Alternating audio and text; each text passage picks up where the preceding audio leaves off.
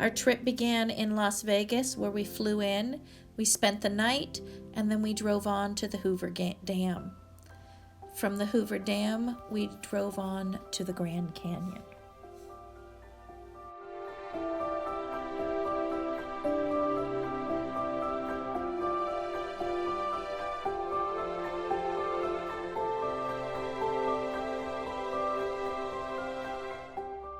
We stayed in 2 hotels at the Grand Canyon.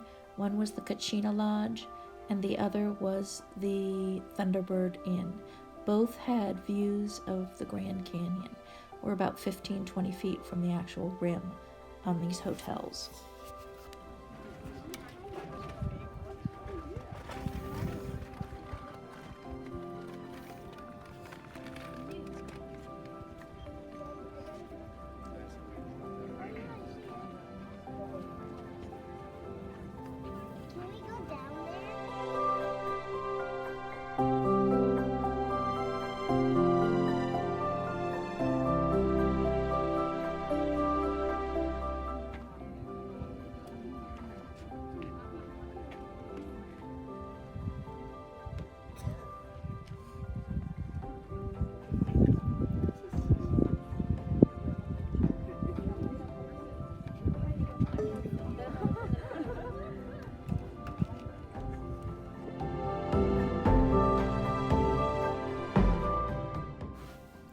The following afternoon, we drove on to Sedona, Arizona, and it was an absolutely gorgeous ride through the hills into Sedona.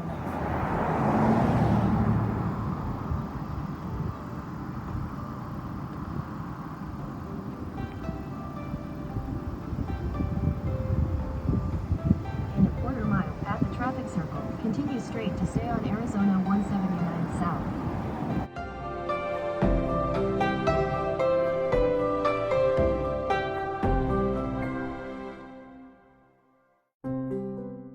We stayed 2 nights in Sedona, and we did a Jeep tour while we were there. The Jeep tour was of ancient Indian ruins, and it was cliff-dwelling homes, and that was pretty interesting. We could have spent another night, actually, in Sedona. Soil's red because There's of a the lot iron. to do there and a lot to see. We went up some cliffs and hills and got to see some mountaintop views. We did a lot of scenic vista drives.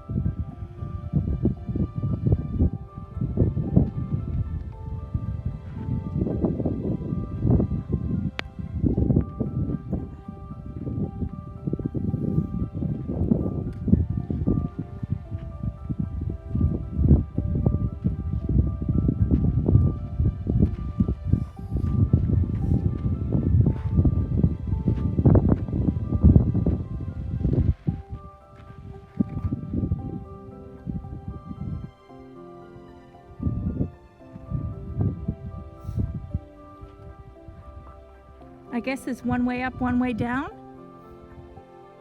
Is there?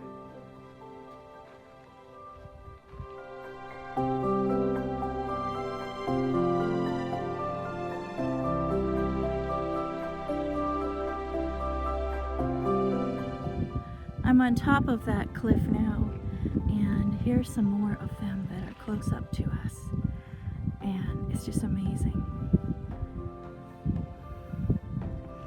to look at them. This rock pile, or cliff.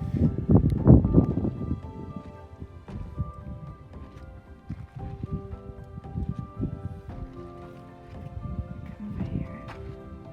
And these were used as markings for Indians as they travel by. There's some right here. So there's a lot of deer in this area, or elk. When I was traveling in this area, we did see quite a bit of elk. And there is some on the flat of that rock, which is unusual that they would make it on the flat side. Usually it's facing out.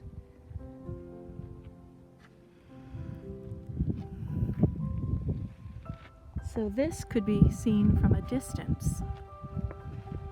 That's why they did it on the tops of the rocks. So as they're traveling through the desert, they can see these symbols and signs for landmarks as kind of like road maps.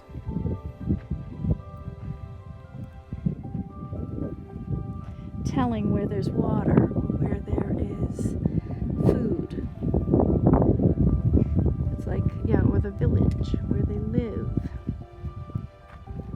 Because they may migrate, some of them migrated, travel during seasons, and this was markings for them. And this cliff is easily accessible to them. They could climb to the top, and then there's all the messages up here. And also on the face of the cliff. Some of that was hard for me to video. There is one on this side. It's hard for me to see around right there. But from the ground you can see this. It's amazing. Here it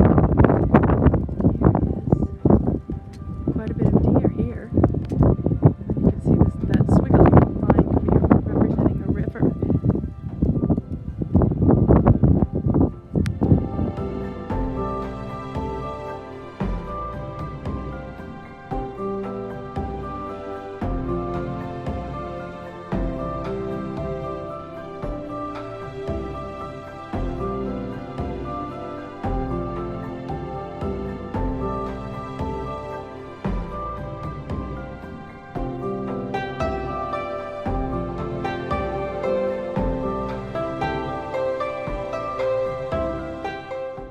In Tombstone, we looked around the town the night we arrived, and then the following day we did lunch in the town, and then we did a mine tour, and we also did the Boot Hill Graveyard. Then we headed on from Tombstone to Massilia.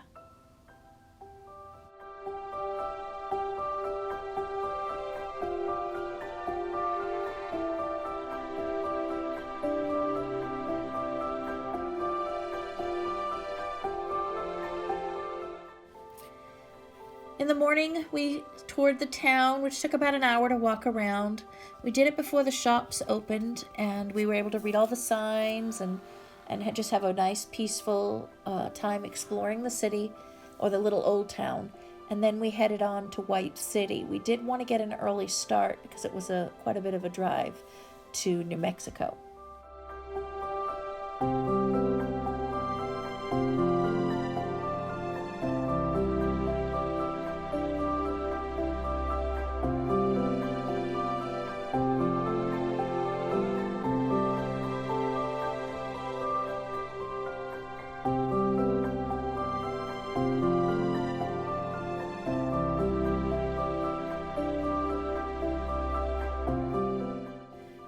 We arrived in White City before dark, checked into the hotel, which we absolutely loved, And then we went on to see Carlsbad Caverns at night for the bats, and we were able to experience the bats exiting the caves at night.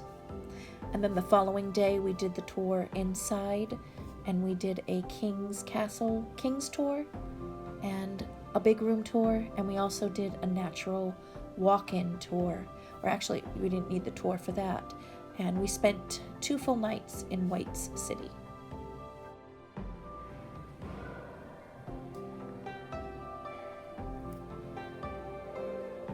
This is really beautiful. And this is called the Painted Grotto. Yeah.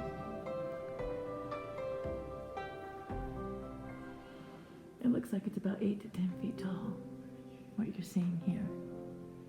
Lots of little tiny stalactites coming from the ceiling.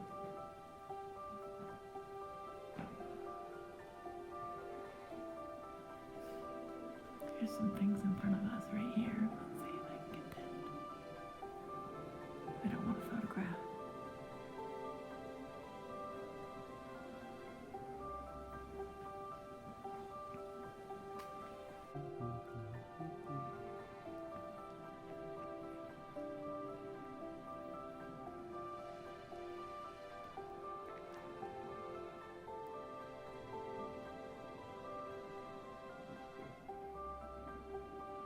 This is a really giant stalagmite, but it's not lit up.